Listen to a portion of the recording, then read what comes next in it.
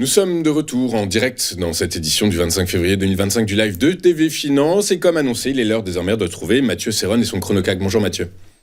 Bonjour Antoine, bonjour à tous.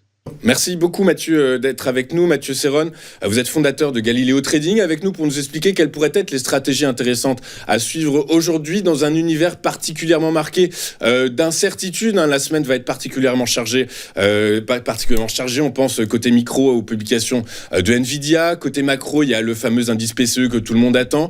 Il y a également bien les dénouements la nouvelle étape franchie dans la guerre technologique sino-américaine. On va voir la réponse des États-Unis. Dans cette attente, Mathieu, quelle est la stratégie à adopter, sachant encore une fois que le CAC 40 a fini la semaine, a enchaîné une première semaine de baisse la semaine dernière après 6 semaines consécutives de hausse. Est-ce qu'on est en train d'entrer dans une dynamique baissière, auquel cas est-ce qu'il faut adopter une stratégie défensive selon vous ? Alors, est-ce que nous sommes entrés dans une dynamique baissière ? La réponse est non. Est-ce qu'il faut adopter une stratégie défensive ? La réponse est oui, et c'est ce que je propose depuis un certain temps. Quand bien même le directionnel était très haussier en ce début d'année, j'invitais et j'incitais à mettre en place des stratégies de couverture à travers les options, notamment considérant que une hausse, comme nous l'avons eu, vous le disiez, 6 semaines de hausse consécutives sur le CAC, on retrouve la même chose sur le DAX, pour des hausses qui sont portées autour de 10% pour l'un, 15% pour l'autre, ce n'est pas normal, même si la normalité maintenant sur les marchés, il faut s'en méfier un petit peu, puisqu'on se rend bien compte que nous avons des comportements excessifs sur les marchés à cause de la prépondérance du trading algo, mais également de concentration très forte sur quelques valeurs. Donc dès que ces valeurs-là se mettent à décaler assez sensiblement, l'impact est très fort sur les indices. Donc nous sommes entrés, après le fantastique rallye de début d'année, nous sommes entrés dans une phase de nervosité. On l'a vu encore hier, notamment avec le VIX, qui a flirté avec les 20, qui s'est apprécié de 20% en 2 jours, même 30% si on compte les extrêmes. Donc on sent de la nervosité. Il faut dire que, comme vous le disiez, l'actualité est chargée, à commencer par l'Ukraine, où les négociations semblent avancer. Donald Trump ayant indiqué hier, à la suite de son entretien avec Emmanuel Macron, qu'une rencontre avec Zelensky et Poutine était prévue prochainement. On parle de quelques semaines. Donc à une époque, on parlait de plusieurs mois. Maintenant, on parle de quelques semaines. Donc on attend vraiment des choses à très court terme. On a également les droits de douane. Donald Trump, toujours lui, qui en a remis une couche hier, annonçant que les droits de douane allaient être mis en application au Canada et au Mexique à compter du 1er mars, me semble-t-il. On a également, pendant ce temps-là, des résultats d'entreprise qui, quant à eux, sont bons. On le voit encore ce matin sur les valeurs du CAC. On a Bureau Veritas qui a publié un chiffre d'affaires supérieur à ce qui était attendu. Donc, ce qui montre bien qu'au niveau des sociétés qui ont une activité internationale, les résultats sont bons dans l'ensemble, et on va en avoir une bonne série cette semaine, puisque demain nous aurons Danone et Stellantis, et après-demain, donc jeudi, nous aurons AXA, Engie, Saint-Gobain, Téléperformance et Veolia. Donc 8-9 valeurs qui vont publier. Vous le disiez aussi jeudi soir, Nvidia, que tout le monde attend et qui va probablement amener un petit peu de volatilité, un petit peu de nervosité. Sur le CAC, en ce qui me concerne, je privilégie toujours un sens plutôt acheteur, considérant que le repli que nous avons actuellement ne remet absolument rien en question, il ne remet pas en cause la tendance de fond, il en faut plus que cela.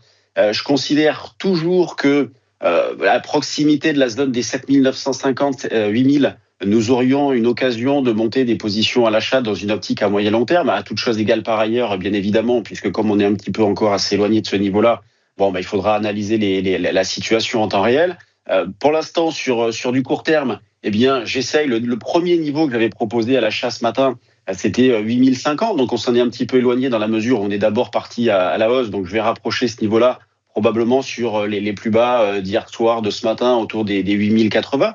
Donc je continue d'accumuler des écarts plutôt dans le sens acheteur, avec comme premier warning la zone des 7900. Donc je considère que tant qu'on est au-dessus de 7009, on est du bon côté concernant une poursuite, et en dessous, on entrerait dans une zone neutre avec un biais baissier.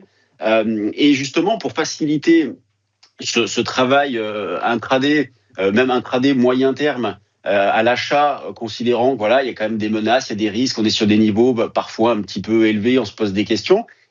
Justement, j'en profite pour me couvrir sur les options, c'est ce que je vous disais en introduction, avec par exemple des achats de put ou des achats de put spread pour neutraliser un petit peu l'effet temps et l'effet volatilité, ce qui me permet, vous voyez, dans ce contexte-là, d'acheter d'une manière systématique, de viser par exemple sur le CAC des écarts, on va dire, de 0,5-0,7%, ce qu'on arrive à faire régulièrement. Et justement, un indice qui est assez agréable à travailler en ce moment, c'est le DAX, où on voit qu'on a une volatilité qui est très importante, une volatilité intraday très importante. Hier, par exemple, nous avons eu plusieurs écarts de l'ordre de 1,5%. Donc, c'est quand même à signaler. C'est vrai que le CAC, pendant ce temps-là, est un petit peu plus calme. Mais vous voyez, justement, je vous parlais tout à l'heure de la concentration sur quelques valeurs. Pourquoi le DAX a bougé autant hier? Alors oui, il y avait les résultats des élections, mais ça, c'était intégré déjà dès l'ouverture. Mais vous avez Siemens Energy, qui est une grosse pondération de l'indice allemand, qui a eu une volatilité intraday très importante avec un écart entre les extrêmes, me semble-t-il, de 12 ou 13%. Donc on parle quand même de grosses capitalisations. On n'est pas sur des petites valeurs qui bougent fort. Donc vous voyez, même de grosses capitalisations qui bougent fort. On l'a eu sur le CAC dans une moindre mesure sur Schneider hier. Donc nous sommes entrés dans une phase de nervosité, une phase de pause. Moi, c'est plutôt le scénario que je privilégie de pause, pas de retournement, mais plutôt de pause avant éventuellement, si jamais l'Ukraine on trouve une issue positive et pas trop défavorable à l'Europe, tout ça, avant éventuellement une poursuite du mouvement haussier. Ok, très clair, je comprends. Donc, alors, en substance, vous n'êtes pas inquiet, mais quand même, vous couvrez un petit peu, vous achetez quelques puts, histoire de quand même, malgré tout, avant, en fait, les 7900 points. Les 7900 points, c'est un niveau, selon vous, qui va être déterminant, qui va expliquer peut-être un début d'inversement de tendance, en fait, en réalité. On n'en est pas loin, on est à 8000, en gros, on est à 8000 points ce matin. On est à 8100 points sur le futur. Oui, je me couvre parce que, vous voyez, il y a le côté psychologique aussi qui rentre en compte quand on fait du trading. Dire, OK, c'est acheteur, la tendance est haussière, il faut privilégier les replis pour acheter, c'est une chose. Mais justement, quand on achète, par exemple, sur autour des 8100 points, ce qui fait déjà par rapport au dernier plus haut un repli assez intéressant, puisqu'on avait franchi les 8200 sur le CAC.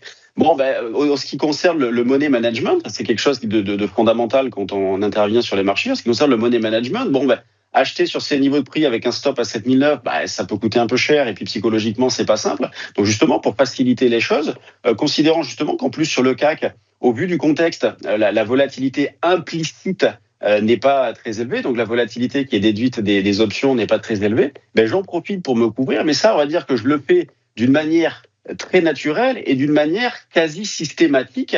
Vous voyez, c'est l'image qu'on pourrait prendre. C'est un peu comme une assurance de voiture ou de maison. Il conviendrait à personne de ne pas assurer sa voiture ou de ne pas assurer sa maison. Moi, à travers ce travail sur les options, j'assure mon compte en quelque sorte. Vous voyez, c'est comme ça qu'il faut voir les choses. Donc oui, il y a du déchet. Comme quand on assure sa voiture ou sa maison, on espère ne pas avoir d'accident. Moi, j'espère qu'il n'y aura pas d'accident de marché et que les tendances vont se poursuivre, que j'identifierai bien les retournements, les niveaux d'entrée et ainsi de suite. Mais étant donné que timer les marchés est quelque chose de compliqué, je mets en place des couvertures en face pour me faciliter le travail et avoir une gestion du risque qui me convient personnellement. Ok, parfait. Écoutez, merci beaucoup Mathieu, c'est très clair. Je vous en remercie beaucoup. Mathieu Serron, vous êtes fondateur de Galileo Trading et puis avec nous le mardi maintenant, j'espère, pour nous aider à comprendre comment adapter nos stratégies d'investissement et de trading sur l'indice phare parisien. On marque courte page de publicité. On se retrouve dans un instant pour la suite de cette édition avec les échos de Wall Street de Ludovic Berthelot. À tout de suite.